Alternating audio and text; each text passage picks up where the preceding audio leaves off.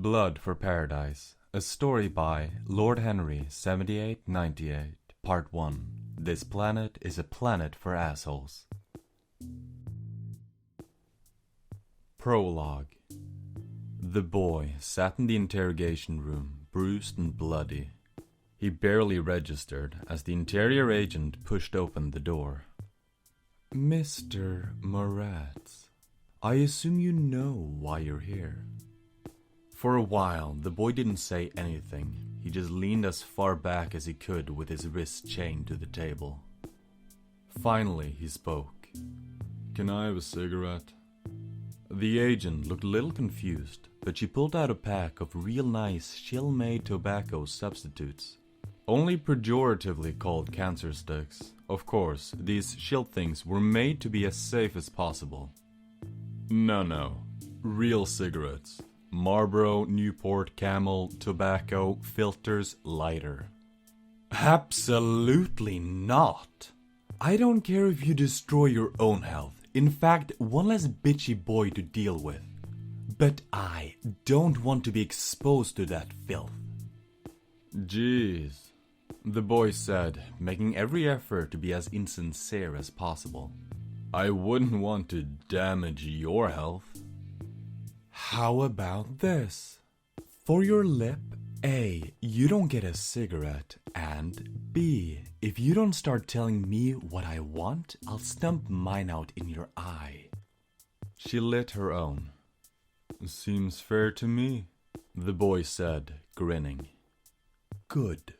Do you know why you're here, Mr. Moretz? Yeah, because you like to beat up kids. The interior agent got a look on her face, like she was constipated, almost. The boy knew part of her was trying to restrain the rest of her from beating the absolute shit out of him.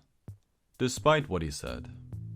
Hey, I answered your question, so this is the part where you go and get some guy to kiss the ground you walk on while the bad agent comes in, right?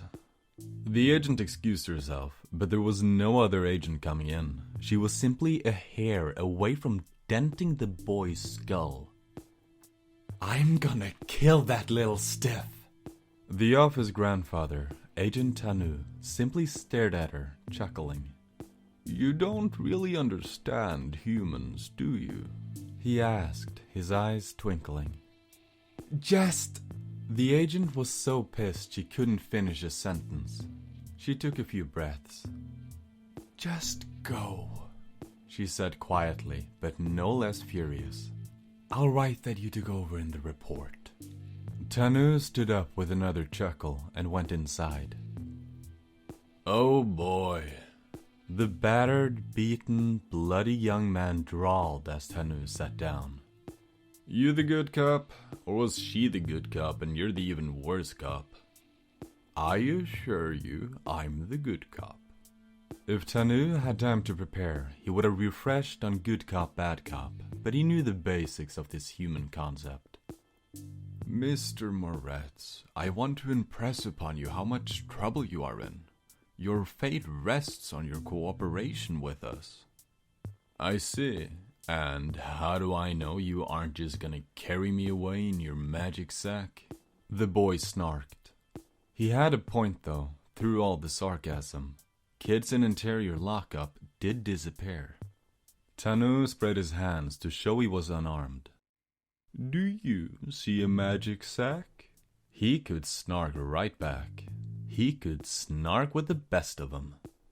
But I understand your concerns. Rest assured, Agent Noxius and I are the ones investigating these disappearances. You're completely safe with me. Tanu smiled reassuringly. That smile quickly grew a little more stern.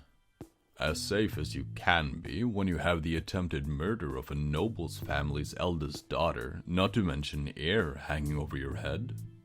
Why don't you tell me about that? The boy leaned back, wincing a little at his bruises. Guess I gotta start from the beginning.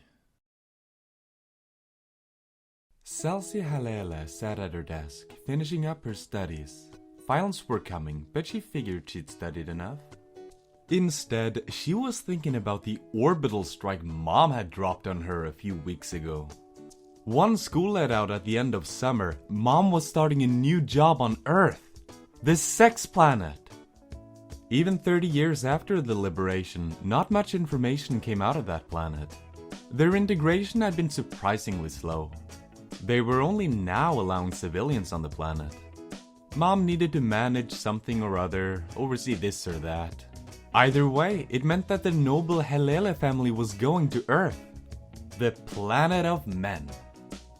Celsi flipped over to ShieldTube and watched a few of the advertisements that the tourism companies were putting out.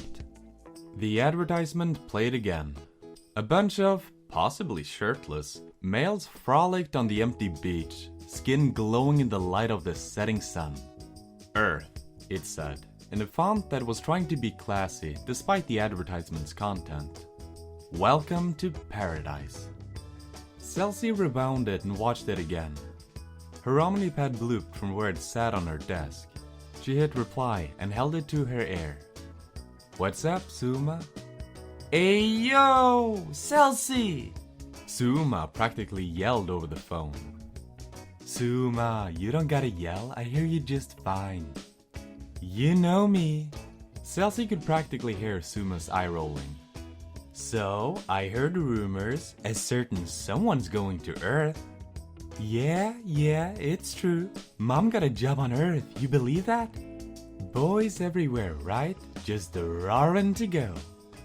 Of course, that rumor turned out to be absolute Turok shit the second the information blackout surrounding Earth and the humans was lifted. But everyone still believed it. Stereotypes, right?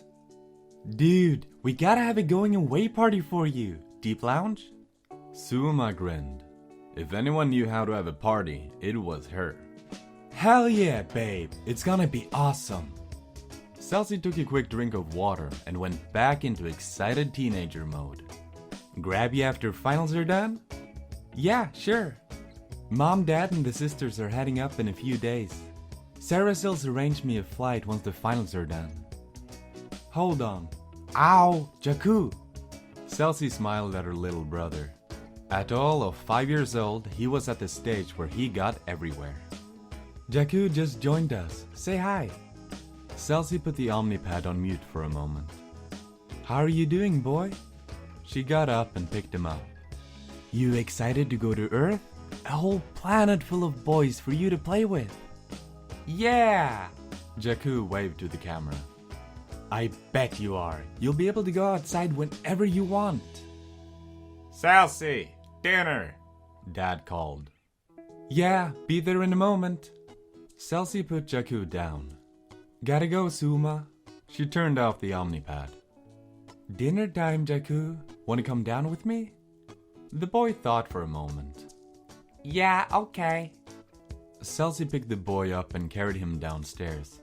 The two of them had always been close. They shared the same mother and father. Normally, sharing a dad would have been obvious, but when you're a noble, you could have multiple husbands. Celsi slid up to the table just as Dad got ready to call her again. Oh, there you are, Dad said as a servant dropped a turok steak poached in Goro fruit juice on his plate. Thank you, Kizas. The servant nodded and served similar steaks to the rest of the family, cutting the steak into little pieces for Jakku. Celsi and her sisters Rumi and Rakasa all started to dig in. Not so fast, other dad chimed. This is a special occasion, our last night at home. Except for Celsi, but I think she'll just have to wait. We should give thanks to the goddess. Dad gave other dad a look. It was no secret that other dad didn't like Celsi or Jakku one bit.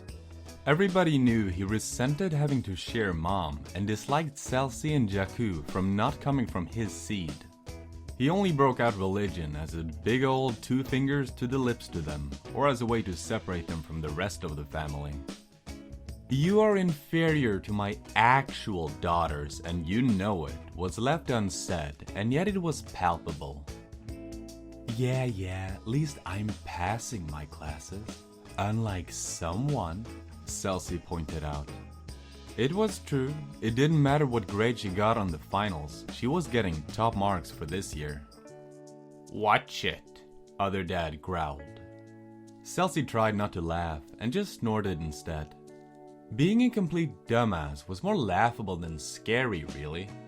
Saracel, aka other dad, gave her a dirty look. The older sister in question, Rakasa, put 2 fingers to her lips and stuck her tongue out though. She didn't say a word, but the message was clear. Eat a cunt, dear sister. Rumi just sighed and silently ate her dinner. Mom also sighed in one of those can't we have a nice family dinner for once kind of sighs that only grown-ups could do. Anyways, Celsi tried to change the subject. Since I'm staying here an extra week or so, Suma wanted to take me out for a going away celebration. That's a wonderful idea, Dad said as he cut off a piece of turok. What would you do? She wants to head to the deep lounge. Bring some goggles, Rakasa snickered. Those boys all carry Grimshaw spray. Rumi looked over at Rakasa for a tasty nugget of big sisterly wisdom. She was at that age where she was just getting into boys. How do you know if a boy's carrying Grimshaw spray, Rakasa? It's better to just assume they do, honey, other dad said. I've raised you well, but not every girl's as respectful to boys. When you're a man, you never know. Celsi wasn't exactly looking to get laid, but oh well. She and Suuma just figured if it happened, it happened.